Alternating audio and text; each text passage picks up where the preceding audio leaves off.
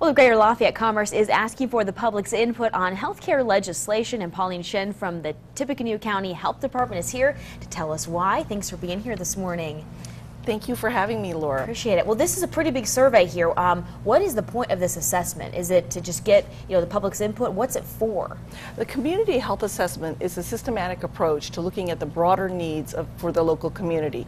As a society, we tend to be very focused on the individual and the clinical sort of diagnosis and treatment. And what we want to do is give every individual in the community a chance to have their say. So there are broader needs that are related to your local health.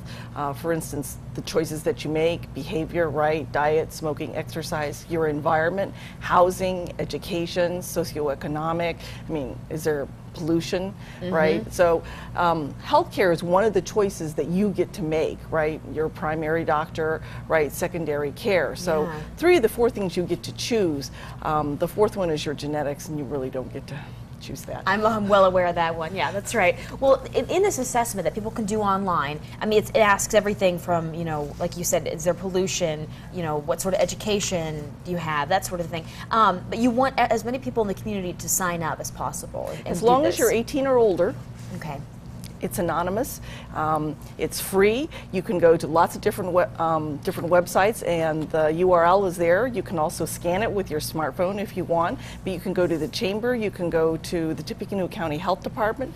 HealthyActiveTippecanoe.org is the local health coalition, and there's a link there. There's one at Unity. There's one at St. Francis. There's one at Riggs Community Center. So lots of places. And there'll be posters all around the county, and there's the little scan code that you can use, like your iPhone or whatever, and just scan the code and fill out the survey. Okay, so but ultimately the point of this is it's part of the healthcare legislation. I mean, is that part of the requirement for people doing this? There are two things that are driving it. One of them is that the local healthcare legislation requires nonprofit hospitals to do a health assessment every 3 years, and then they have to take that and look at the service gaps and the needs of the community. We tweak our programs, and we try to fill in whatever needs that we can see. So lots of service organizations are going to be using this data to write grants, to look at their programs, to evaluate. The second thing is that the local health department is also going to be doing an accreditation process, national accreditation, and this is one of the first steps for that. Okay, well, thanks for being here this morning. People can go to several different websites. We'll also have this information, I think it is on our website now, where people can go and log on. Thanks for being here. Thank you for having me. Appreciate it. Well, coming up next, we'll have more news.